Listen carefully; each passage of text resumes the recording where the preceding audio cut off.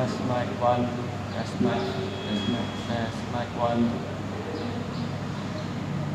Oke.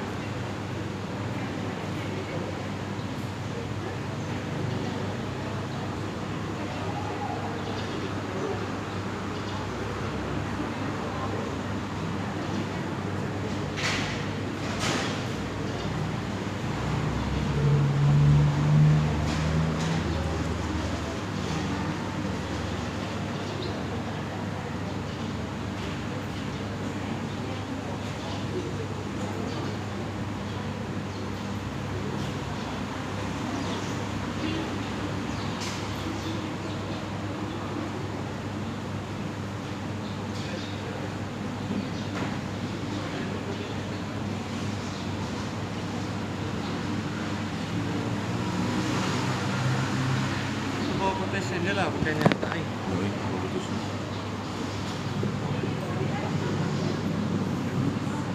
Ini kenapa di depan ni? Baca kan?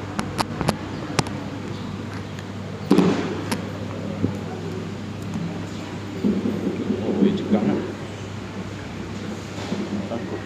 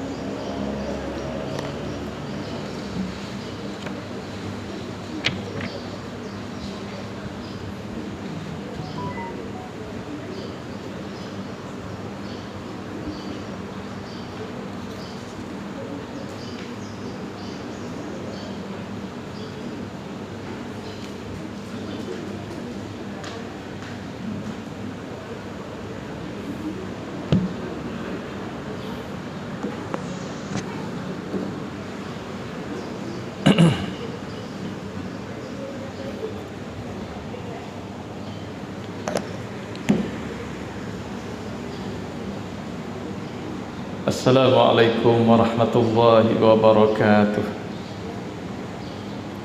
A'udzu billahi minasy syaithanir rajim. Bismillahirrahmanirrahim. Alhamdulillahi rabbil alamin.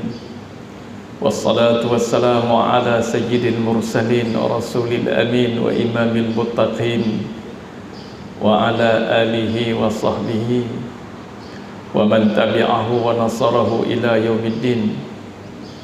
Subhanaka la ilma lana illa ma 'allamtana innaka antal alimul hakim. Rabbi shrah li sadri wa yassir li amri wahlul 'uqdatam min lisani yafqahu qawli.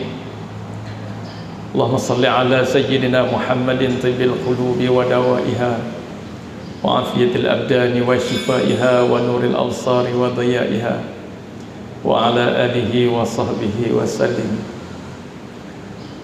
Rabbi yassir wa la tu'assir, Rabbi tammim bil khair. Allahumma la sahla illa ma ja'altahu sahlan wa anta taj'alul hizna iza syi'ta sahlan.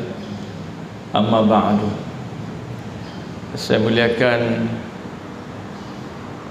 Tuan Haji Ghazali, jarang panggil Ghazali, saya jadi Husni yang saya hormati seluruh pegawai-pegawai daripada SIG dan juga kuliah duha pada pagi ini. Saya muliakan lagi kasihi seluruh tuan-tuan dan puan muslimin muslimat, mukminin mukminat, sama-sama yang berada di dalam majlis kuliah duha pada pagi yang bertuah, pagi yang barakah, pagi Jumaat ini. Sama-sama kita bersyukur kehadrat Allah Subhanahu Wa Taala dalam suasana kita nak sambut Hari Raya esok ni. Kita masih sebut Hari Raya lah sebenarnya, orang pakat faham Hari Mengundi. Kita masih lagi berada dalam situasi yang masih terkawal, harmoni, juga berada di dalam majlis ilmu. Mudah-mudahan Allah Ta'ala berkati kita, rahmati kita, dan memberikan kepada kita keselamatan dan kesejahteraan dalam kehidupan, bukan hanya sekadar kita tetapi keluarga kita dan juga seluruh masyarakat Islam kita di tempat kita ini. Tuan-tuan dan puan-puan dirahmati Allah sekalian, Allah Ta'ala bagi sebesar-besar nikmat, iaitu nikmat Islam dan nikmat iman. Allah Ta'ala bagi sebesar-besar nikmat juga, iaitu nikmat kita duduk di dalam suasana yang harmoni dan juga dalam negara dan negeri yang merdeka. Sebesar-besar nikmat juga Allah Ta'ala beri kepada kita yang nyawa dan juga akal. Dan juga sebesar-besar nikmat juga Allah Ta'ala beri kepada kita kesihatan. Jadi sebab itu kita syukur semua nikmat ini dengan kita buat dan kita laksanakan semua amal soleh dalam kehidupan kita, maka nama aja kita syukur nikmat Allah. Jangan sama sekali kita kufur dengan Allah, kerana Allah Ta'ala bagi ujian kepada hamba dia ini dalam bentuk syukur dan kufur. Kalau kufur tu ujian dia ialah supaya kita kembali kepada jalan yang betul, jalan yang benar. Kalau kita melalui jalan yang syukur, sebenarnya Allah Ta'ala nak suruh kita sentiasa beristiqamah, kita sentiasa menambahkan lagi, memperbaiki lagi amal-amal ibadat kita pada setiap hari.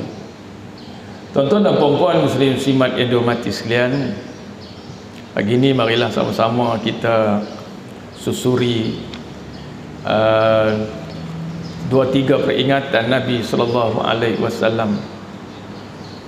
ya, dalam kitab 50 hadis menceritakan hal-hal akhir zaman. Saya ambil kitab ni lah, baca sebagai selingan.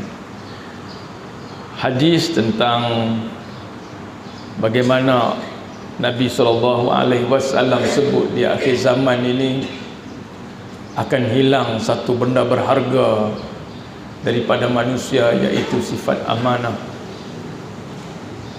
Daripada Huzaifah an Huzaifah al-Yamani radhiyallahu anhu qala haddatsana Rasulullah sallallahu alaihi wasallam haditsaini qad ra'aitu ahaduhuma wa ana antazirul akhar. Haddatsana anna al-amanah nazalat fi jazri qulubir rijal summa nazal al-Qur'anu fa'alimu minal Qur'an wa alimu minas sunnah summa haddatsana an raf'il amanah faqala yanamu rajulun naumata fayuqbadul amanah min qalbihi fayazallu asruha minal waqti summa yanamu naumata fatuqbadul amanah min qalbihi yazullu asruha min misla asaril majli kajamril dahrajtahu ala rijlika fanaqita fatarahu muntabiran wa laysa fihi syai'un summa akhadha hasahu fadahrajaha ala rijlihi fayusbihu an-nasu yatabaya'una fala yakadu ahadu yu'addil amanah hatta yuqal inna fi bani fulan rajulan aminan hatta yuqal rajulu ma ajladahu ma azfarahu ma aqalahu. Hadis panjang ini riwayat daripada Bukhari Muslim, hadis sahih. Maksud hadis ini daripada Huzaifah bin Al-Yamani radhiyallahu anhu, beliau berkata Rasulullah sallallahu alaihi wasallam menceritakan dua buah hadis kepada kami. Yang satu sudah aku lihat, sedangkan yang satu lagi sedang aku nanti-nantikan. Baginda menceritakan bahawa amanah itu turun ke dalam hati orang-orang yang tertentu. Mana bukan semua orang yang ada sifat amanah ni, sifat kepercayaan bagi sesuatu. Dia tak mungkiak dengan benda hak kita bagi, dia tak khianat dengan benda hak kita bagi. Sedangkan yang satu lagi dia kata amanah itu turun dalam hati orang-orang yang tertentu sahaja. Kemudian turunlah Al-Quran. Maka orang-orang itu mengetahuinya melalui pedoman Al-Quran dan mengetahui melalui pedoman As-Sunnah. Baginda Rasulullah SAW seterusnya menceritakan kepada kami tentang hilangnya amanah dengan sabdanya, seseorang itu tidur, sekali tidur lalu diambillah amanah itu dari dalam hatinya, kemudian tinggallah bekasnya seperti bekas yang ringan sahaja. Kemudian dia tidur pula lalu diambil amanah itu di dalam hatinya, maka tinggallah bekasnya seperti lepuh di tangannya, iaitu menggelembung di tangan dari seorang pekerja berat yang menggunakan kapak atau cangkul, melepuh pada tangan. Jadi seperti bara api yang engkau golekkan dengan kakimu, kemudian menggelembunglah ia dan engkau melihat ia meninggi, padahal tidak ada apa-apa di dalamnya, cuma ada yang bisa saja. Ketika Rasulullah menceritakan hadis ini, baginda mengambil sebuah batu kerikil lalu menggolek-golekkannya dengan kakinya dan berkata, kemudian pagi-pagi jadilah orang yang banyak berjual beli, maka hampir saja tidak ada seorang pun yang mahu menunaikan amanah. Artinya dia senang keluar daripada hati orang, seolah-olah macam dengan mudahnya keluarnya amanah daripada bekas dia. Tidur, besok bangkit macam tak ada lah. Mudah sangat amanah itu terkeluar daripada hati manusia. Sebab apa? Sebab benda tu berharga, dia kena jaga sungguh-sungguh, jangan bagi dia tinggalkan kita. Hampir sahaja tidak ada seorang pun yang mahu menunaikan amanah, sampai dikatakan orang bahawa di kalangan Bani Fulan, iaitu di tempat tertentu, ada seorang saja yang sangat baik memegang amanah, sangat terpercaya, dan orang yang banyak mengatakan alangkah tekunnya bekerja, alangkah indahnya bekerja, alangkah cerdiknya otak dia orang yang amanah itu. Artinya susah nak cari ceritanya, senang hilang daripada kita, susah kita nak cari orang yang amanah, padahal dalam hatinya sudah tidak ada lagi keimanan sekalipun hanya seberat biji sawi. Sesungguhnya telah sampai waktunya aku pun tidak mempedulikan siapakah di antara kamu semua yang aku hendak bermubayaah, artinya berjual beli. Tak tahu dah nak cari siapa. dalam kalangan orang-orang yang niaga ni betul-betul amanah. Sampai tak tu punya susahnya nak cari orang yang amanah. Jika dia seorang Islam, maka agamanya lah yang akan mengembalikannya kepada aku. Rasulullah kata kalau dia seorang Islam boleh. Pasal apa? Hanya agama dia saja, ternyata pegangan dan fahaman dia saja yang boleh kembalikan amanah itu. Ya. Jika dia itu Nasrani atau Yahudi, maka penegak hukumlah yang dapat membantu. Penegak hukum ni ialah pemimpin untuk mendapatkan semula hakku daripadanya. Adapun pada hari ini aku tidak pernah berjual beli dengan kamu semua kecuali dengan Polan dan Polan, artinya orang-orang tertentu sahaja. Rasulullah kata hari ini pun kita susah dah nak cari orang yang betul-betul boleh kita berurusan untuk hal-hal yang berkaitan dengan amanah. Ini pesanan Rasulullah kepada kita, bahawa susahnya nak cari satu orang yang sangat-sangat baik, iaitu orang yang amanah. Kerana sifat amanah ni adalah merupakan salah satu daripada benda yang berharga, yang mudah keluar daripada diri kita. Bukan payah sangat pun, buat satu benda kecil je maka hilanglah amanah ataupun khianatlah kita. Dengan semualah yang Allah Ta'ala bagi kat kita, kadang-kadang kita salah guna akal kita.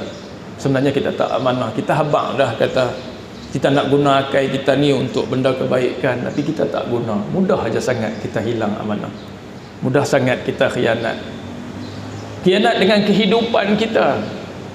Allah Ta'ala tanya ketika manusia tu nak jadi manusia. Ya, Allah Ta'ala tanya, alastu bi rabbikum, engkau nak beribadah kepada aku kah? Qalu bala syahidna. Ya, manusia mengaku dalam rahim ibu dia bahawa dia akan menyembah Allah, dia tak akan sekutukan Allah. Qalu bala syahidna, kami jadi saksi yang engkau itulah Tuhan yang akan kami sembah. Keluar mai ke dunia. Tak, dia jadi orang lain. Dia tak jadi orang yang menyembah Allah. Bayangkanlah macam mana manusia yang tidak amanah dengan janji dia. Seperti kata Nabi, di akhir zaman susah nak mencari orang yang bersifat amanah. Ni huraian hadis dia. Saya baca huraian hadis dah. Sikit je huraian hadis.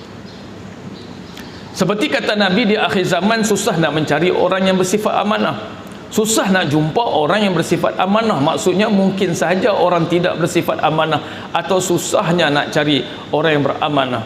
Ada orang yang bersifat amanah tetapi ketika dia tidur hilang sifat amanahnya. Ini menunjukkan mudahnya hilang sifat amanah di akhir zaman ini. Kita amanahkan dia tugas, dia tak amanah dengan tugas. Kita amanahkan dia sebagai seorang suami, dia tak bertindak sebagai seorang suami yang beramanah dengan amanah yang diberi. Kita bagikan dia jawatan apapun tugas sebagai seorang isteri, dia tak amanah dengan tugas dia. Ya, kita bagi aja jawatan sebagai amanah dalam pentadbiran apa ni kita punya community. Dia buat pelari duit masjid, contohlah kan, contoh pelari duit masjid walaupun sikit. Susah nak cari orang yang amanah. Tabung pula duit banyak-banyak macam di masjid-masjid yang sok-sak, sehari-hari sampai 5-6 ribu. Betul-betul nak kena amanah, walau sekupang pun jangan bagi tirih daripada uncang dia. Itu hak masjid lah. Kalau boleh cari orang yang macam tu punya amanah, kira Rasulullah kata jaranglah boleh jumpa. Itu dia sebut sebagai sifat amanah. Mengapa begitu mudah hilang sifat amanah daripada seseorang? Jawabnya kerana iman yang tidak kuat dan mudah terpengaruh dengan lingkungan masyarakat, terpengaruh dengan persekitaran, terpengaruh dengan kepayahan, kesusahan hidup dia, buat dia bagi jadi orang yang khianat dengan jawatan dia. Orang suruh jadi bendahari, dia guna duit, dia rolling dulu duit tu, yang akhirnya tak boleh nak bayar balik, hilang pergi gitu. Kalau sikit-sikit tak apa tuan-tuan perempuan. Ada yang setengah dibagi amanah untuk jaga duit nak buat masjid, sampai 5-6 tahun tak jadi masjid, padahal duit dah banyak lah dalam akaun. Yang tak amanah, macam mana nak jawab depan Allah Ta'ala esok? Banyak duit orang ramai amanah. Jadi sebab itu untuk hal-hal yang berkaitan dengan benda amanah kita kena jaga sungguh-sungguh. Kalau kita bawa keluar tabung tu mungkin untuk, contohlah kan di sekolah-sekolah selalu ditulis tabung kepada arwah nama sekian-sekian, bapa kepada pelajar kita nama sekian, tabung untuk arwah. Saya kata boleh tukar tak? Tak usah bagi untuk arwah. Kalau bagi untuk arwah dia jadi faraid, sebab kita kena bagi kat arwah dah mati, dia jadi faraid. Boleh tak buat tabung untuk meringankan bebanan anak-anak dia? Jadi boleh bagi ke anak-anak terus. Dan orang hak bagi tu pun memang niat nak bagi ke anak-anak dia. Jadi tak payah faraid dah, bagi terus ke anak-anak dia aja. Jadi dia jadi khianat baliklah keluarga dia. Kalau macam dengan harta yang ada setelah suami meninggal, harta tu harta faraid. Dia ambil buat kenuri, tak boleh buat kenuri. Kalau ambil hanya kadar panggu dia boleh. Isteri ambil harta suami, hak panggu dia, panggu hak isteri, buat kenuri boleh. Tapi jangan ambil harta dia. Ada waris-waris lagi, persetuju ke tak? Nak pula waris yang tak balik, tak boleh. Kalau waris dah semua balik, tak apa, pergi minta pada setiap orang, okey. Tapi ada waris seorang yang tak balik, tak boleh. Sebab dia tak boleh memberi persetujuan sebab dia tak balik lagi. Kan susah tak? Tu yang kadang-kadang mak kata tak apa, ni kata ayah hang. Tak. Bila ayah dah mati, dia jadi pesaka. Tak boleh mudah-mudah pergi duk jual kereta suami, tak boleh. Tak ada, kereta ni nama aja suami, kami share duit. Ya, tapi ada duit dia dalam tu. Kita kena amanah betul-betul. Bab-bab kaitan dengan harta, bab-bab kaitan dengan kerja. Allah, sah tak? Sah. Sebab itu Rasulullah kata di akhir zaman benda ni yang paling susah. Cuba bayang kalau semua kaki tangan kerajaan contohnya sudah terlibat dengan rasuah. Hak terlibat dengan rasuah lagi masalah. Oh tuan-tuan, rasuah ni sebenarnya dia merosakkan sistem yang ada, termasuk dalam sistem rumah tangga. Rasuah kepada orang yang jaga sistem pendaftaran perkahwinan. Lepas rasuah 3,000, masukkan nama dia, kata dah kahwin, bawa keluar kad nikah. Oh bahaya. Padahal dia kahwin dulu tak mana kita tak tahu. Mungkin kahwin sedikit. Sistem perkahwinan kalau buat dengan cara rasuah belum tentu sah. Hati-hati ya, jaga-jaga. Takut kita ingat okey je kita hidup dalam keluarga, padahal nikah dulu pun tak sah. Mungkinlah dia pergi kahwin tahun mana, dia kata tak apalah lang kahwin ke tempat tu jauh.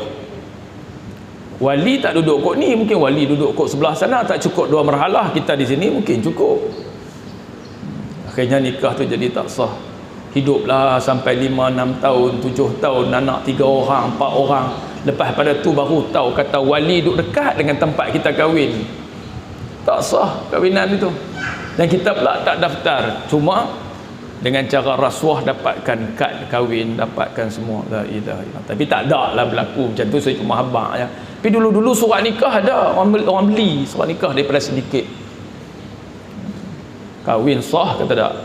Kahwin sedikit tak sah. Dia bukan orang yang dilantik oleh sultan untuk nikah orang. Dia pandai-pandai lantik diri dia sendiri. Sedikit di Bukit Selambau, sedikit di Perak, ada Tamanam, tak tahulah, satu sedikit. Main-main tengok nombor siri dia ni bukan tak betul pun. Bukan nombor siri hak Jabatan Agama punya. Kalau nak sampai nombor siri ni mungkin 5-6 tahun lagi baru sampai. Dia buat pelari surat nikah macam mana ni. Yang tu kadang-kadang rasuah yang menyebabkan sistem rosak sistem satu hal. Yang keduanya tak sah perkahwinan tu, hidup dengan berzina sampai berapa tahun. Nauzubillah. Ya, minta lindunglah supaya janganlah benda-benda ini berlaku. Itu rasuah dalam bentuk itu. Kalau rasuah dalam bentuk-bentuk lain yang terpaksa pau duit sampai 5-6 ribu untuk dapatkan sesuatu yang bukan hak dia, bukan milik dia, itu lagi bahaya. Ada pernah sekali berlaku, saya tanya Datuk Mursyid dululah, Datuk Syekh Majid tu. Dia tu ada masalah kita dengan arah kiblat di satu tempat. Kita masalah apa? Masalah mereka dah buat surau kiblat dia tak betul. Lari banyak mana? Lari 2 darjah. 1 darjah di Malaysia, di Mekah tu dia lari dekat berapa puluh kilometer, 27 kalau tak silap saya kilometer. Kalau 2 darjah dia ada 54 kilometer. 54 kilometer dengan Kaabah nupah mana? 54 kilo. Jauh lah.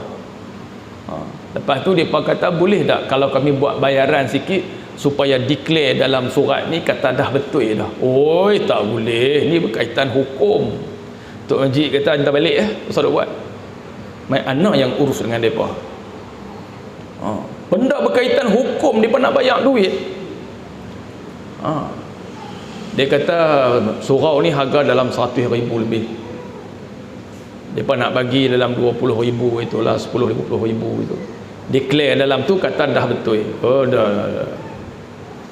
Kemudian dia telefon pula lagi sekali, dia kata siapa tak mau terima duit yang kau want to offer. Datuk Majid kata habaq kat dia, kata kita keturunan Nabi dengan Rasul tak boleh terima zakat. Abang dia.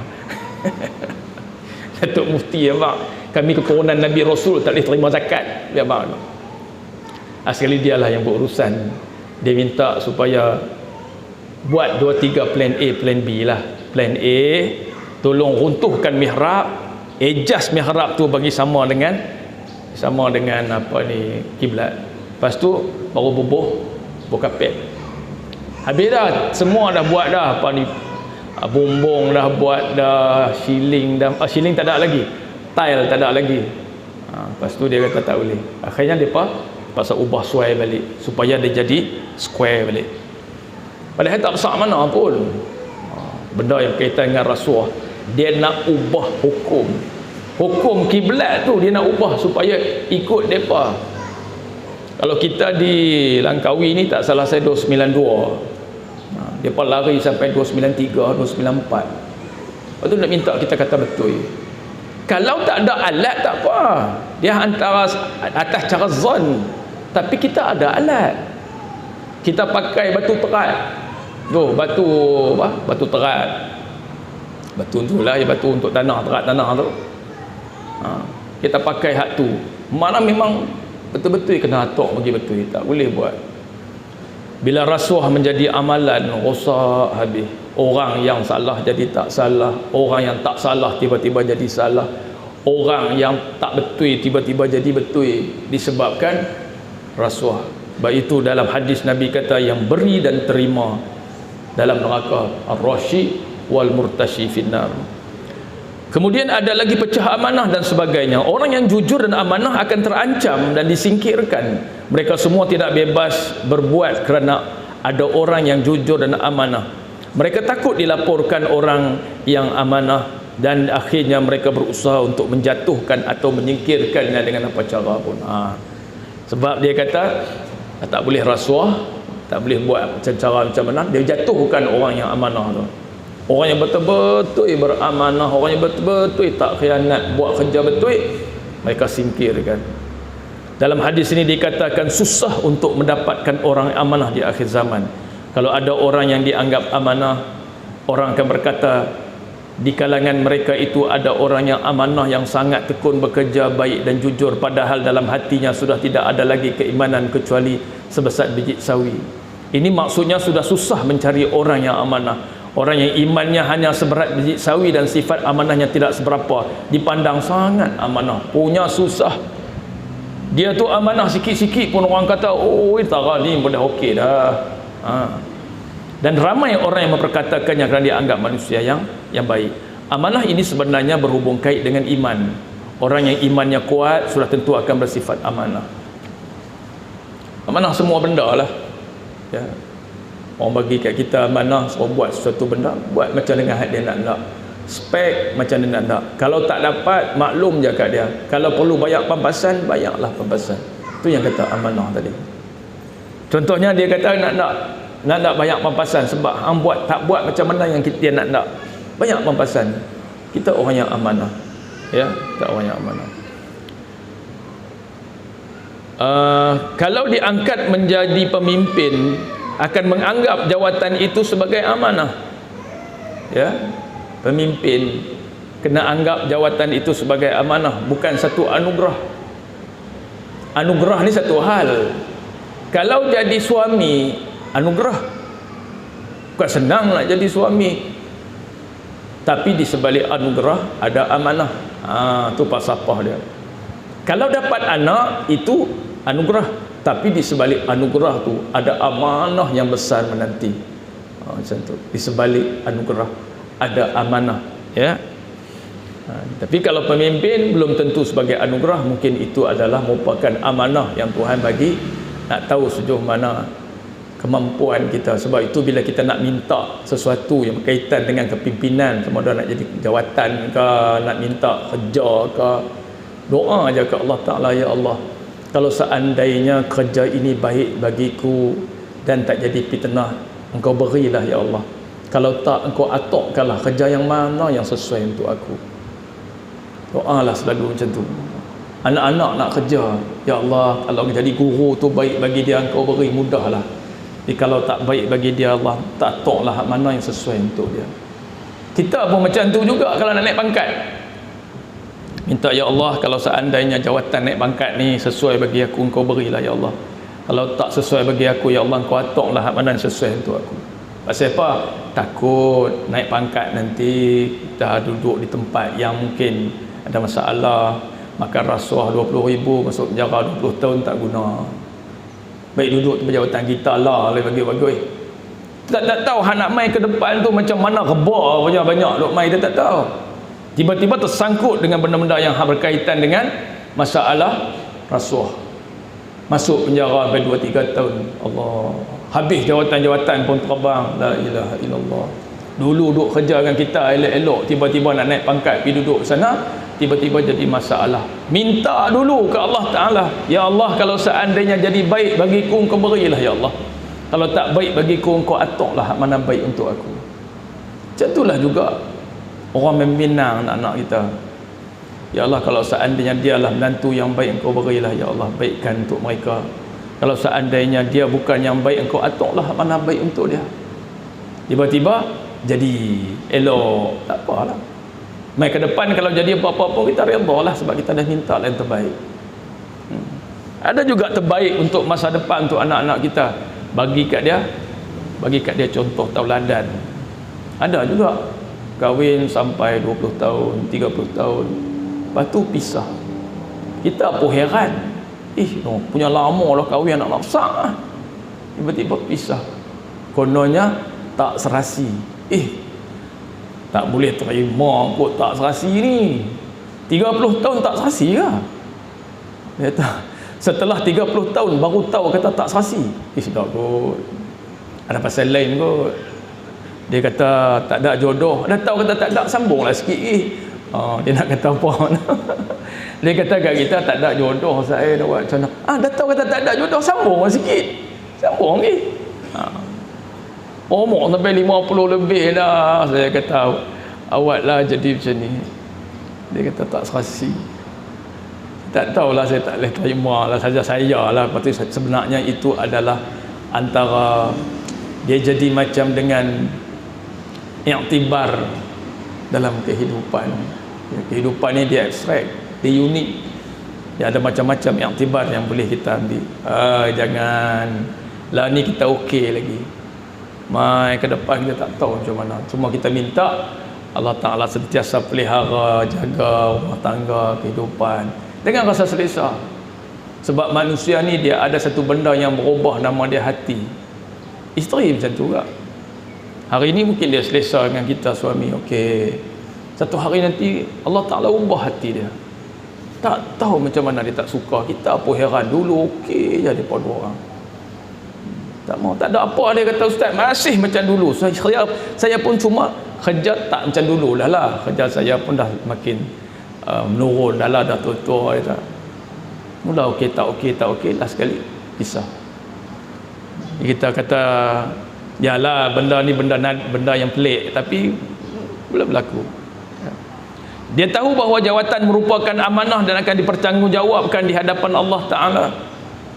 Fasayarallahu amalakum, Allah Ta'ala kata dalam Quran, faqul i'malu fasayarallahu amalakum, buatlah kerja, Allah Ta'ala akan nilai, Rasul akan nilai, orang-orang mukmin akan nilai. Fasayarallahu amalakum rasulul mu'minun wa saturadduna ila alimil ghaibi wasyahadah. Segala yang kita buat di dunia Allah Ta'ala akan kembalikan di akhirat esok. Fayunabbi'ukum bima kuntum ta'malun, Allah Ta'ala akan balas apa yang kamu buat pada ketika di dunia. Maksud dia, kerja tak selesai setakat dunia, kerja ni sampai akhirat Tuhan taksir kita. Tak kira kerja apa, bukan selesai setakat dunia. Ada lagi Tuhan akan persoal kerja kita, Tuhan akan persoal apa yang kita buat, Tuhan akan persoal benda apa yang produk yang kita buat, Tuhan persoal. Kalau semua soalan itu adalah untuk kebaikan semata-mata, maka pahala banyak untuk kita. Fayunabbi'ukum, dalam ayat ni Allah Ta'ala akan kembalikan di akhirat esok, bima kuntum ta'malun, akan apa yang kamu lakukan. Oleh itu dia pun menjalankan tugas sesuai dengan yang dikehendaki Allah. Kalau ada pemimpin seperti itu, hak rakyat akan terbela, wang rakyat akan terjaga, dan tercapailah apa yang disebut sebagai baldatun thayyibah wa rabbun ghafur. Kalau dia menjadi suami atau ketua dalam rumah tangga, dia menganggap isteri sebagai amanah. Ya, suami kita anggap isteri sebagai satu anugerah, di samping itu juga sebagai amanah. Jadi amanah Tuhan suruh kita jaga, bukan hanya jaga sebagai zahiriah, jaga dengan batin, dengan perasaan. Sebab manusia dia ada perasaan. Macamlah kami orang laki-laki pun, puan-puan kalau dah ada suami di depan mata, sebenarnya itu adalah amanah. Jagalah dia dengan baik, ya, jaga amanah tu dengan baik. Jangan khianat dengan dia. Marah kat suami, pi peras token bolang gulai, dia hangat hati kat suami dia, peras token dia pakai tu bolang gulai. Tu orang duk heran, pasal apalah makcik ni penyakit teruk sangat, dia jadi macam untut, bengkak kaki kat nak mati, bengkak kaki jadi untut, kat nak mati baru pecah rahsia. Ni hebat kat orang. Aku bila bisa marah kat dia, kata suami dia, aku buat macam tu kat dia. Tu tak kira hak sulak jerut dia lagi, dia bubuh lan sayur, dia buat macam-macam kat suami dia. La ilaha illallah. Orang yang khianat dengan rumah tangga, sepatutnya dia yang jaga kebersihan, sepatutnya dia yang jaga amanah suami dengan baik. Sebab marah takkan tak boleh sembang elok, marah kat suami. Ya, kami pun hak jenis reti sembang lah, hak jenis tak reti pun ada. Apa isteri kata semua tak betul, padahal betul dah suami kata apa. Sampai tahu tu, atau Allah Ta'ala balas dia tu dekat nak mati tu. Tuhan ada tunjuk dah dengan kaki dia bengkak ni, kaki ni macam untut tu. Nyatanya dia last baru dia habaq. Macam ada suami menderita dekat nak mati ni sampai 5-6 hari. Heran pasal apa ni. Bisik pelan-pelan, dia tak tahu, dia sendiri pun tak tahu pasal apa lah Allah Ta'ala bagi dia menderita teruk sebelum mati. Lepas tu bini dia bisik pelan-pelan, tak bagi mas kahwin, dia hutang mas kahwin, dia tak bayar. Tuan-tuan, kalau ada hutang mas kahwin, biar bayar siap-siap. Ada hutang lah, tak ada tak apa lah. Kami tak hutang. Mas kahwin tak mahal zaman saya lah, zaman saya di kampung lu mas kahwin tak mahal. Haji Kodi tak tahu, dia menikah dengan orang kaya, mas kahwin banyak. Kami murah-murah ya, 300-400 boleh nikah lah mas kahwin. Kita orang Kedah semua untung, mas kahwin tak tetap. Negeri-negeri lain semua tetap, banyak mana. Kita bawa pergi lah banyak mana pun. Mas kahwin asalkan benda berharga, jangan bagi kasut selipar dah. Mas kahwin kasut selipar agak-agak lah kan. Tapi kalau kasut selipar mah tak apa. 2 kilo tu dah. Ni kasut selipar mas kahwin, sepasang kasut selipar tak boleh, tak ada harga. Dia kena ada benda yang bernilai, yang ada harga. Tiba-tiba tak bayar, dia hutang mas kahwin suami isteri, dia tak bayar, dekat nak mati, susah nak mati. Lah sekali isteri bisik telinga dia, bang, mas kahwin hak tak bayar hari tu kira halal lah bang. Baru mati. Oh, jangan, ya. Benda tu amanah, kita kena buat, kita kena bagi. Itu suami dalam rumah tangga.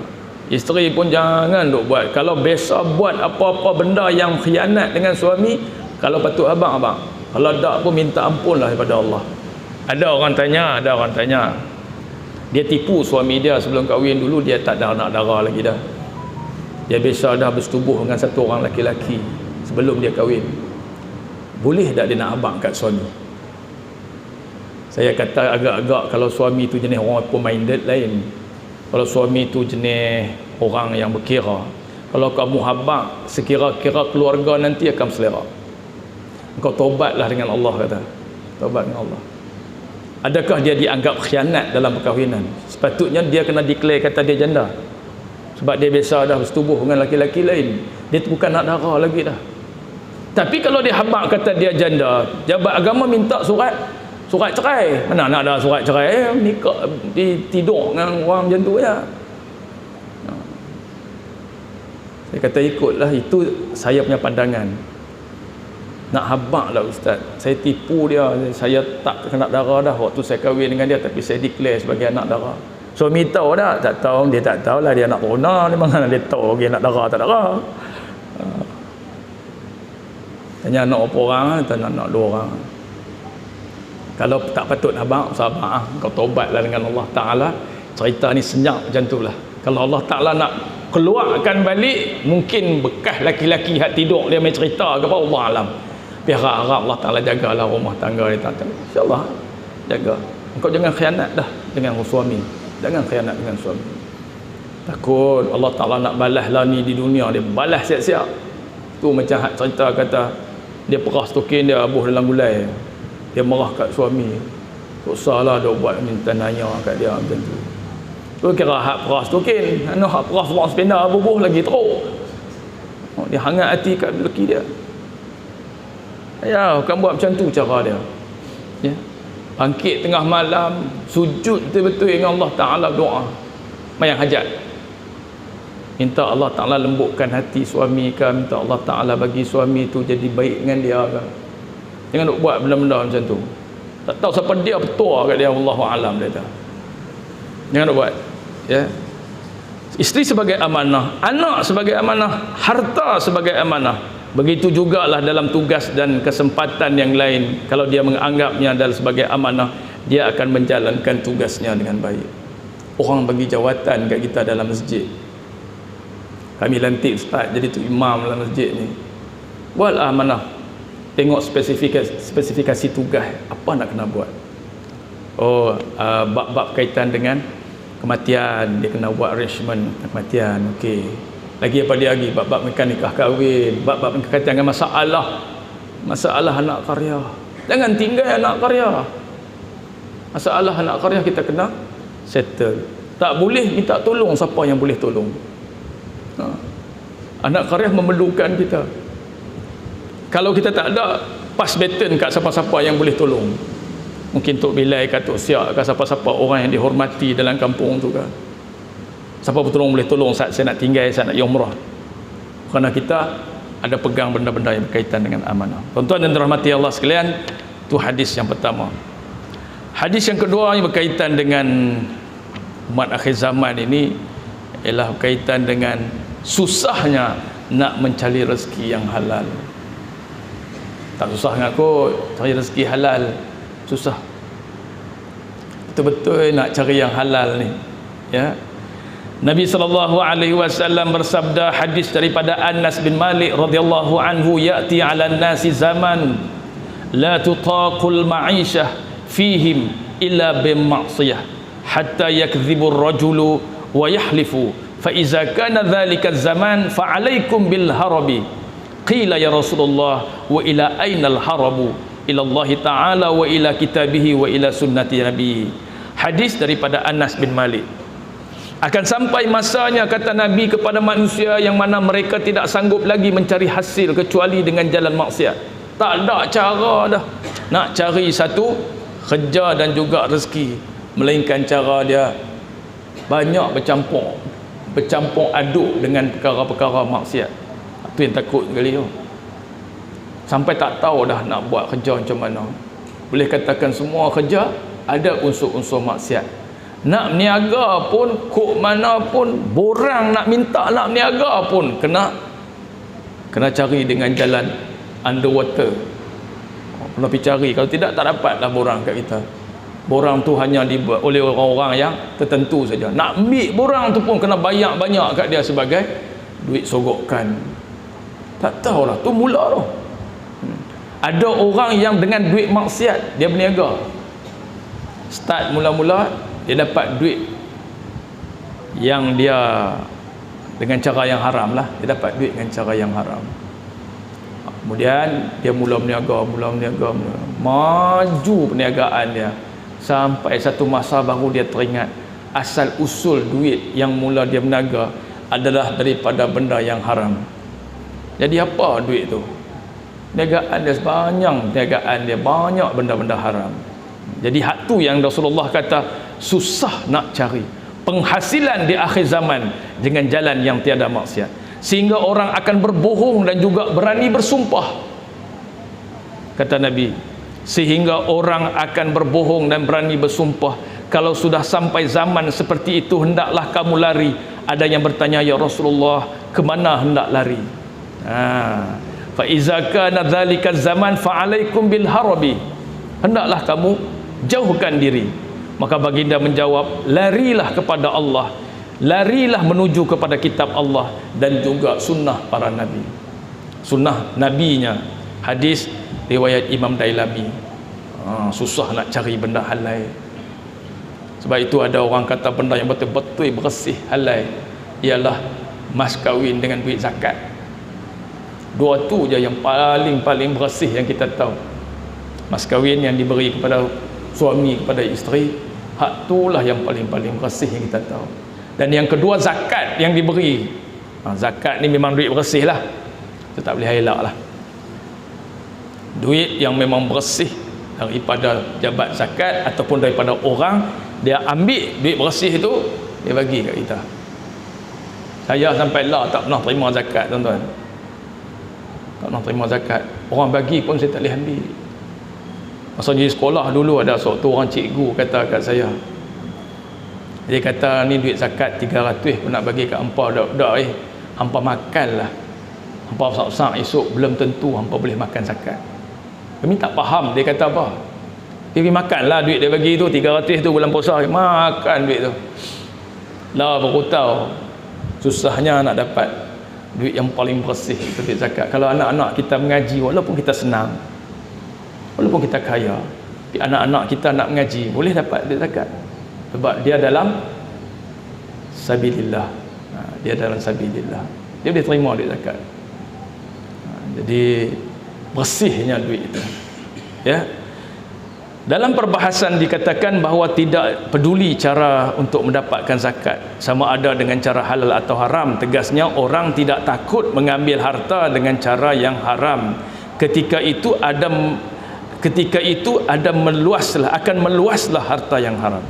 Jadi bila orang tak takut cari dengan duit yang haram, maka berluasalah ataupun berkembanglah duit-duit haram ni di semua tempat. Duit bersih, duit Baitul Mal, duit mal bersih. Kalau tuan-tuan ada bantuan pada Baitul Mal, ambil lah walaupun 20-30 ringgit, kerana duit tu paling bersih. Baitul Mal ni tempat macam dengan filter, semua duit haram masuk dalam tu, keluar mai semua bersih. Kalau tuan-tuan jumpa duit, kalau tuan-tuan ada benda yang berkaitan dengan interest yang tak boleh makan, nak buat apa Ustaz duit interest? Hak bank, hak financial dalam bentuk konvensional, tak boleh makan, bagi kat Baitul Mal, bagi kat Baitul Mal. Lepas tu bila mai satu masa mungkin kita perlu pergi minta kat duit Baitul Mal, tu mampu bagilah, mungkin tak banyak, mungkin 200-300 bagi, tapi hak tu cukup bersih. Susah dah nak cari. Orang yang kerja di pejabat mendapatkan wang dengan cara pecah amanah, rasuah, peras ugut, tipu orang dan sebagainya, maka semua ni adalah haram. Orang yang berniaga ingin mendapatkan untung banyak, mungkin dengan cara memalsukan barang.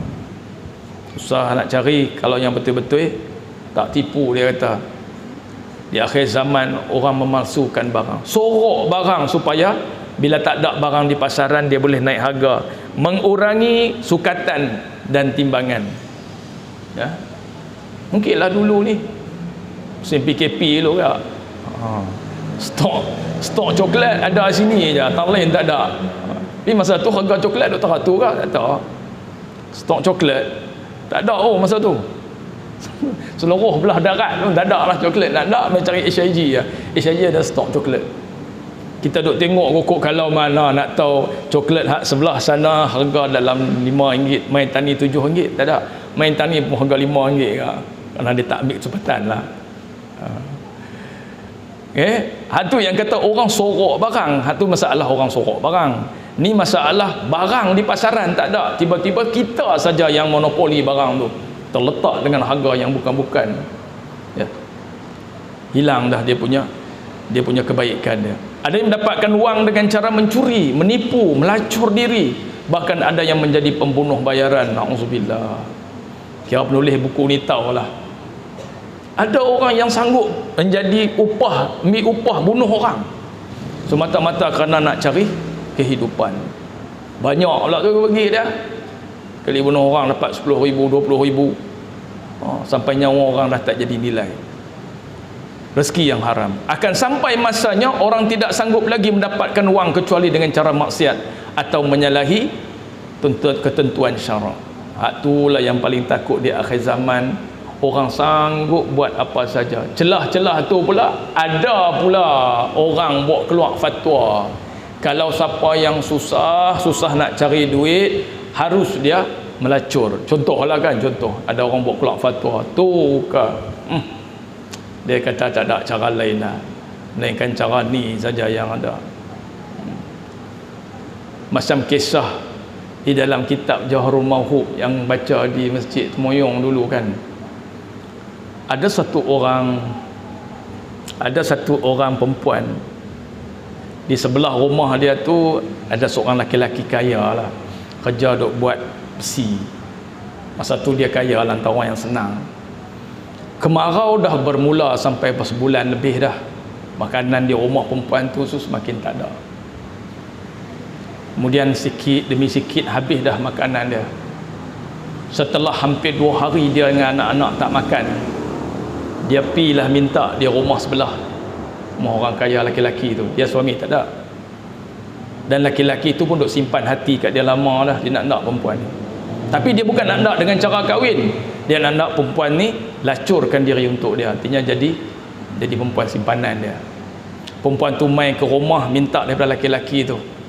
Laki-laki tu kata, boleh kalau engkau nak makanan aku bagi kepada kamu dengan anak-anak, dengan syarat malam ni tidur dengan aku. Maka perempuan tu kata, wallahi demi kerana sesuap makanan aku tidak akan gadai maruah aku. Dia balik rumah. Tak tahulah balik dia makan apa, wallahu a'lam lah. Lepas pada tu sehari 2 hari dia main pula. Dia kata kat laki-laki tu, wahai tuan, bagilah sedikit makanan untuk aku dengan anak-anak aku, kami dah putus bekalan. Berapa hari dah kami tak makan. Dia kata syarat yang sama. Kalau engkau nak makanan ni dalam keadaan lapar ni, berapa hari dah tak makan ni, nak makanan, syarat dia mudah aja. Engkau tidur dengan aku malam ni. Clear. Dia kata, wallahi demi Allah, untuk sesuap makanan untuk aku dan anak-anak, aku tidak akan menggadai maruah aku. Dia balik rumah. Hari yang berikutnya dia main dalam keadaan merangkak, teruk sangat-sangat, lapar sangat-sangat. Maka laki-laki itu tengok-tengok, mainlah perasaan kesian dalam hati dia. Dia kata, wahai perempuan, masuklah dalam ke rumah aku, makanlah makanan yang ada, tanpa syarat apa-apa, aku bagi hang makan. Perempuan tu masuk, makan untuk dia, bawa sikit, bawa balik ke anak dia. Sebelum dia keluar pintu rumah laki-laki tu, dia kata, aku berdoa di hadapan Allah, mudah-mudahan engkau tidak akan dibakar oleh api di akhirat dan juga api di dunia. engkau tidak akan dibakar oleh api di akhirat dan juga api di dunia. Maka semenjak itulah laki-laki itu nak bakar besi, tak perlu pegang lagi dengan penyepit, pegang dengan tangan dia je. Sebab tangan dia tak terbakar lagi dah, kerana mustajab doa seorang perempuan yang sanggup tahan diri dia daripada jual maruah semata-mata untuk sesuap makanan. Tu cerita dalam Jauharul Mahfuz. Mai lah, lepas pada tu baru mai satu orang waliullah, mai tengok dia sendiri pegang besi yang merah tu dengan tangan. Waliullah tu kata, engkau ni wali apa ni, hebat sangat ni sampai besi yang macam tu punya merah engkau pegang dengan tangan tak terbakar. Baru laki-laki tu cerita kepada waliullah ni, cerita dia macam tu.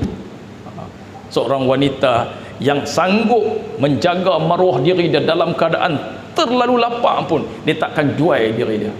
Akhirnya Allah Ta'ala terima doa dia kepada laki-laki ni. Di akhirat esok Tuhan tak bakar dengan api neraka. Di dunia pun api dunia tak terbakar dia, dia boleh pegang besi dengan tangan dia. Itu cerita kelebihan perempuan yang salihah ni. Hebat dia dah. Kalau yang macam dengan iblis lempang anak dia masuk dalam bara api, dia tengah duk semayang, iblis ambil anak dia tolak masuk dalam tempat bakar api. Suami dia balik-balik tengok anak dia duk dalam api, duk main dengan bara, duk pula duk pegang-pegang bara. Isteri dia kata, apalah hati, Tuhan itu lebih besar daripada apa yang Allah Ta'ala beri pada aku, anak-anak ke apa ke, Allah Ta'ala itu lebih besar. Tu tuan-tuan habis ya. Ni kalau bunyi handphone pun penin lah. Yang melatang handphone ni bunyi pula dah. Bunyi cara ni bukan handphone aku ni handphone hak ayah hampa ni. Aku hempuk lagi ikut handphone ni. Tengah duduk semayang tu nak pergi hempuk handphone kita. Buat macam mana kita pun semayang. Handphone pula lagu hak apa Korea, apa musim apa lagu Korea, lepas tu kan penin, dia kacau sembayang. Tu baru handphone bunyi. Ini belis lempang anak dia masuk dalam furun tempat bakar roti tu. Oi, kuat tuan-tuan. Memang perempuan tu orang yang kuat lah, dia punya hati dia. Kalau alang-alang orang tak tahulah ya Tuhan nak tengoklah iman manusia ni tahu mana. Sebab itu kalau nak semayang, selesai dulu benda-benda hak agak-agak boleh ganggu kita. Handphone mute kan dia, boh dalam mood senyap saja. Pesan ke anak-anak, ni hampa tutup TV Zat, jangan duk pergi bunyi. Kalau kami sengap TV boleh tak? Sengap tak apa, jangan pergi bunyi. Ni ayah nak semayang. Pesan ke anak-anak, hampa tu perlu angkat Zat baju di penyidai. Ni tengah-tengah aku duk semayang, hujan turun, duk teringat la ilaha illallah, budak-budak ni tak angkat baju di penyidai. Dekat nak semayang, pergi tutup Zat ayam yang kita jerang di dapur. Budak-budak tu bukan tak tahu, bukan nak dengar sangat, boh datang tu di telinga tak dengar apa. Yang ayam dah bunyi pik, kau perasan sekali meletup lah, tak nak habis semayang, menggelisah lama ni. Oh ya Allah, ni tai belis ni, dia kacau sungguh. Tengah-tengah duduk semayang, bola Kedah lawan dengan Pulau Pinang. Kita ke Stadium Nur Rahman sekarang ni, Kedah dengan Pulau Pinang. Ayah dia duduk semayang. Bola sepak mula telah pun bermula, bola terus ke pihak Pulau Pinang, dan itu dia tendangan itu gol. Terangkat boyah dia atas. Karut sungguh budak-budak ni. Dia tengah duduk semayang, tendang gol masuk nu bola. Lah tutup dulu Zat TV tu.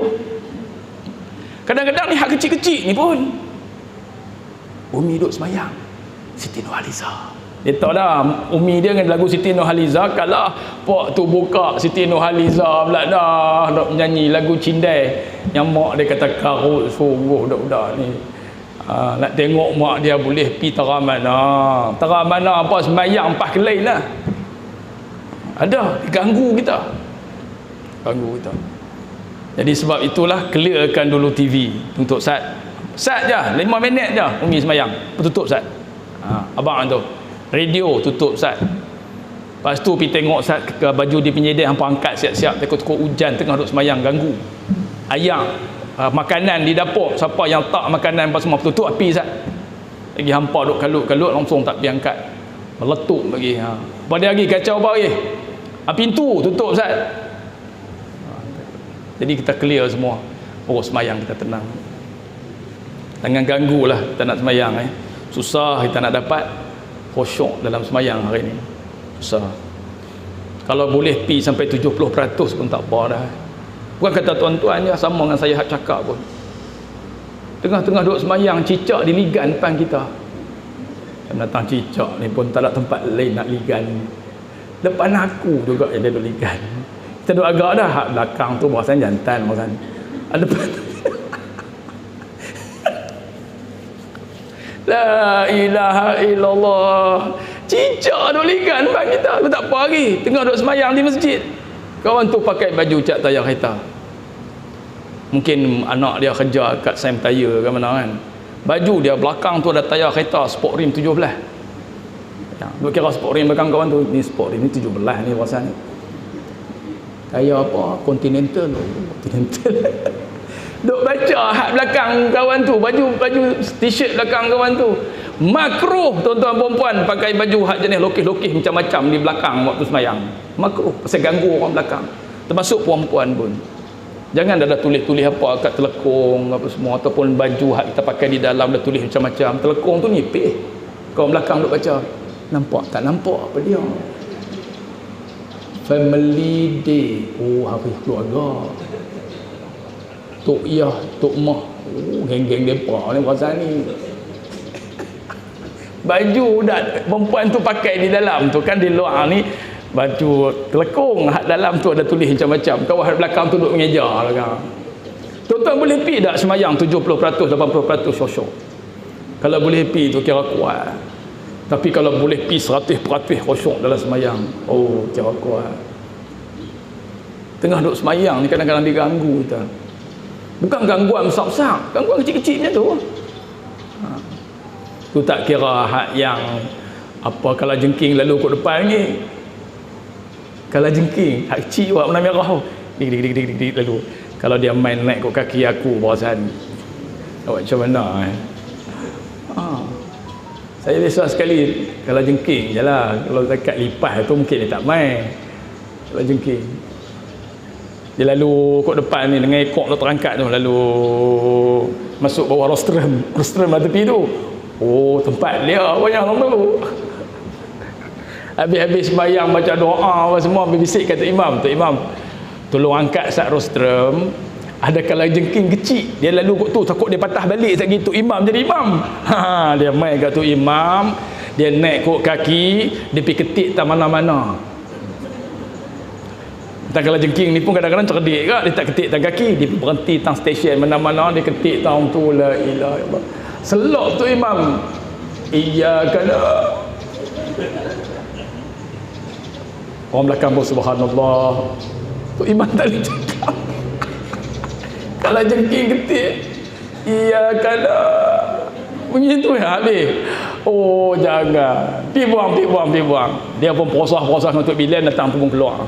Tu sekali saya diganggu, betul-betul ganggu kira hilang fokus terus ya. Jangan. Tuhan nak uji kita. Di Mekah uji cara lain. Masa berjalan nak pergi ke masjid tu, orang Turki depa badam sok-sok perempuan depa badam sok-sok, dia berbuah ayak atas kepala. Bukan ada ayak pun tong atas kepala, dia berjalan tong tu tak jatuh.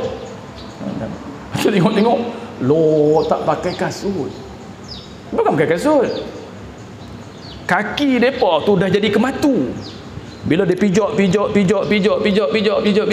dia punya kematu tu lari kat tepi tu. Dia jadi macam tudung lemenet kat tepi tu. Kita pun tengok Allah la ilaha illallah, mai kok mana ni lah. Sampai kalau ya pun hampa kerat buang lah tepi-tepi tu kan. Perempuan-perempuan depa tu. Yang depan tu laki-laki depa lah, laki-laki pun macam tu juga. Memang tak pakai kasut. Kaki depa pun memang kotor macam tu. Habis tu saya tawaf je lah, tawaf habis 7 pusingan tawaf sunat. Siapa yang nak tawaf sunat tak payah sembahyang tahiyatul masjid, so tawaf je, tawaf. Tengah-tengah duk berebut tawaf, orang azan. Kami pun lari ke sebelah sikit, tawaf lagi sampai habis 7 pusingan. Sembahyang duk belakang mereka. Hak laki-laki tu duduk depan. Tengok satgi aku nak sujud tang mana agak-agak. Dia rapat dengan kita ni, celah-celah kaki dia itulah nak sujud. Hak yang tudung lemenek tu kikih pipi kita ni. Allahu Akbar. Baru tadi je aku kata kat dia, dia kaki dia rapat, walaupun kaki dia duduk jauh macam tu, tapi hak tudung lemenek ni duduk tepi ni. Kita sujud tak mana lagi nak rendun tu tak boleh pi dah. Nak masuk kat celah tu. Dia duduk ni hiris pipi sebelah. Allahu Akbar, ya Allah, ampunlah ya Allah, ampunlah ya Allah. Yang tadi aku duk kata kena kat aku dah lah. Semayang jadi tak khusyuk ah. Tengok kaki dia sujud kena sorang. Lepas tu habis semayang, dia tak paling kat saya, dia bangkit pitrui. Saya kalau dia tengok kat saya nak minta maaf lah kat dia. Saya kata kat dia, penat tuan-tuan di Mekah, mulut tolong jagalah. Menjaga, jangan duk kata ke orang Tuhan diuji kita. Semayang tak khusyuk lah. Habis tu semayang sunat tobat 2 rakaat, minta ampun ya Allah, aku kata kepada tetamu-tetamu kamu ni kata yang tak elok, kau uji dah aku ya Allah. Cukup lah. Oh jangan ya. Tu semayang nak dapat khusyuk dalam semayang, oh payah. Baik, bolehkah kita satu orang tu nak melacurkan diri dia kerana terlalu menderita dengan hidup, tak dapat? Cari cara lain, ada lagi. Boleh hidup zaman lah ni, boleh kerja jadi cuci projek pun ada, kerja jadi guru apa ni, tukang masak pun ada. Padahal dia pun ada apa ni, sijil, ada jazah. Tapi kerja tak apa. Jangan sampai kata tak ada dah jalan, melainkan melacur saja yang boleh. Tak boleh. Nasib kita boleh. Ada lagi cara. Bahkan ada yang menjadi pembunuh bayaran, akan sampai masa orang yang tidak sanggup lagi mendapat uang dengan cara lain melainkan dengan cara maksiat. Dalam perniagaan contohnya, semua orang menjalankan perniagaan dengan cara tipu daya. Kalau tidak menipu, mungkin kita akan kurang untung dan barang yang kita jual tidak laku. Jaga-jagalah dengan hal-hal yang kaitan dengan penipuan dalam perniagaan. Mereka kata kalau tak tipu tak laku barang. Usaha kita tidak lancar kalau tidak diikuti suasana semasa. Kok mana pun kena tipu kak. Tangkap gambar barang tu, masa hantar post ke orang dalam FB tu, tengok memang cantik, sampai tengok kalah sebab ni pun. Jangan tipu orang. Niaga jangan tipu. Orang tak puas hati. Kalau orang tak puas hati pula nak hantar tak boleh. Contohlah nak hantar balik tak boleh dah, sebab tak boleh return balik kalau dah terima. Jangan buat macam tu. Hak tu gharar, penipuan dalam perniagaan. Hari ni jadi macam tu tuan-tuan. Order komputer harga 3,000 sampai keyboard saja. La ilaha illallah, komputer tak ada. 3,000 keyboard satu ya. Tu kadang-kadang ada setengah orang marah pula kat kita. Ada tahu dah kata puak tu mohon yang percaya apa-apa. Tak usahlah tipu orang. Niaga cara baik. Jahat sampai tarah tu tuan-tuan. Ya, penipuan. Dalam keadaan seperti itu, bolehkah kita mengikut cara orang lain supaya kita dapat hidup? Jawabnya tidak. Menurut hadis ini kita mesti lari. Kita lari kepada Allah, lari kepada kitab, lari kepada sunnah. Kita tidak boleh mengambil wang dengan cara haram. Jangan takut tidak mendapat makanan, kerana Allah sudah jamin makanan dan rezeki untuk kita, walaupun sikit. Sekadar mana yang kita mampu. Baik, hadis yang terakhir. Hadis daripada Abu Zar radhiyallahu anhu. 3 minit dah habis tadi. 10.30 kita berhenti kot. 10.30 no. Allah panjangnya. Iza qtaraba az-zaman la ayyurabbiya ar-rajulu jarwan khairan lahu min an yurabbi waladan wala yuwaqqiru kabiran wala yarhamu saghiran wa kathiru awladu zina hatta anna ar-rajula yaghshil mar'ata ala qari'ati tariq yalbasuna juludal ta'ni ala qulubiz zanabi amsaluhum fi zalikal madain. Hadis riwayat Tabarani dan Al-Hakim. Apabila sudah datang hari akhir zaman, menjaga seekor anjing lebih baik daripada mendidik seorang anak yang tidak taat. Ketika itu orang tua tidak dihormati, orang muda tidak disayangi, banyak anak-anak yang lahir kerana zina dan banyaknya berlaku perzinaan. Ada orang yang berzina di tengah-tengah jalan, mereka memakai kulit kambing dan memakai hati serigala. Aku umpamakan mereka sedemikian kerana mereka mengelirukan orang lain. Ini hadis akhir zaman ni, cerita tentang kerosakan, buruknya kelakuan manusia menjelang akhir zaman. Tajuk dia. Ya, kerana susahnya nak menjaga anak-anak dalam persekitaran mereka. Orang tua tak dihormati. Budak-budak muda tak erti dah hormat orang tua-tua. Tak erti dah nak hormat. Ada juga yang pandai nak erti, tapi kebanyakannya tak erti hormat. Tengoklah kawan tu duduk diri dalam bas, puak tu kelin dia tengok. Kotlah nak bangkit bagi orang tua tu duduk, dah kelin dia tengok. Tak hormat dah orang tua. Ya. Yang muda tidak disayangi, orang tua-tua pula tak sayang kat budak-budak muda. Ketika itu banyak berlaku penzinaan dan lahir anak-anak zina di akhir zaman, kata dia. Ada orang yang berzina di tengah-tengah jalan. Mereka memakai kulit kambing dan hati serigala, artinya mereka tukar kulit kambing dan hati-hati serigala, artinya mereka tukar rupa cara lain untuk mengelirukan orang.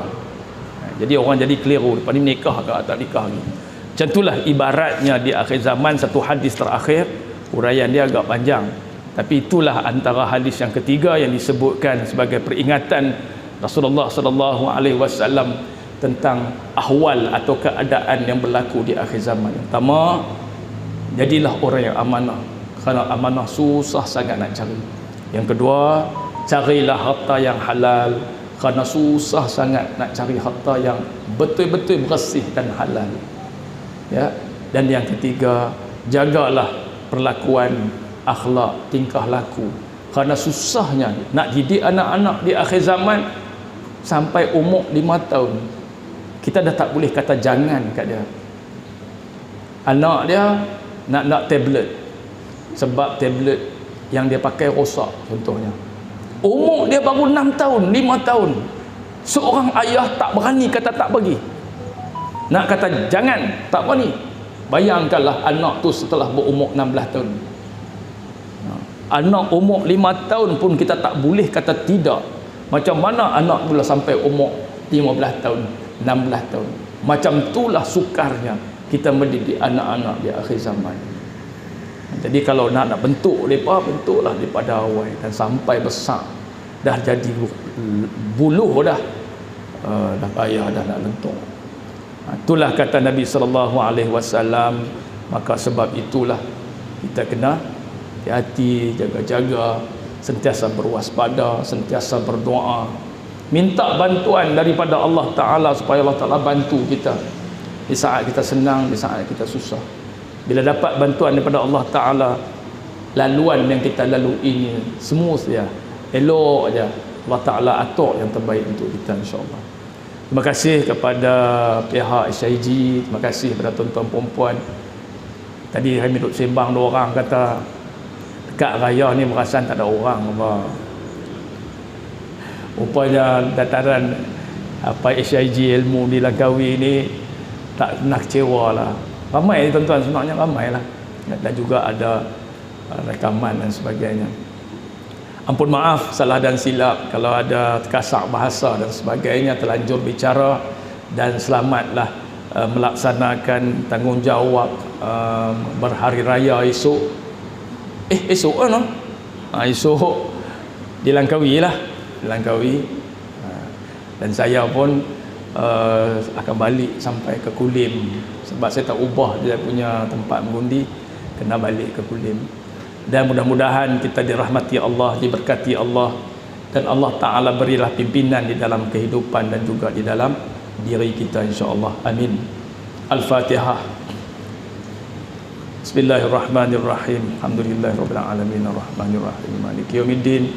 Iyyaka na'budu wa iyyaka nasta'in. Shiratal mustaqim. Shiratal ladzina an'amta 'alaihim ghairil maghdubi 'alaihim waladdallin. Amin. Bismillahirrahmanirrahim. Alhamdulillahirabbil alamin wassalatu wassalamu ala sayyidil mursalin wa ala alihi wa sahbihi ajmain. Allahumma anfa'na bima 'allamtana wa 'allimna ma yanfa'una warzuqna 'ilman yanfa'una wa zidna 'ilma. Allahumma inna na'udzubika min 'ilmin la yanfa', min qalbin la yakhsha', min 'amalin la yurfa', min du'ain la yusma', wa na'udzubika min haula'il arba'. Allahumma zidna wa la tanqusna wa akrimna wa la tuhinna wardina warda 'anna ya arhamar rahimin. Sallallahu ala sayyidina Muhammadin walhamdulillahi rabbil alamin. Qadallahu minkum.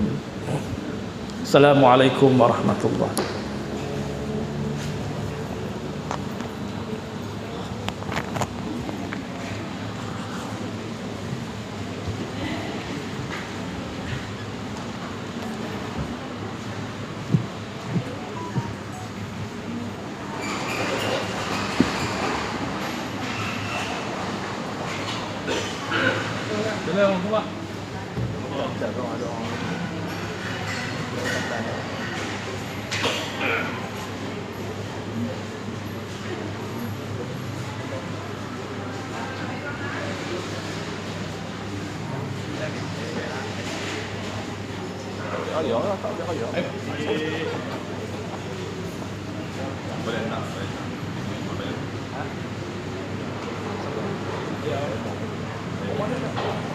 Dulu kan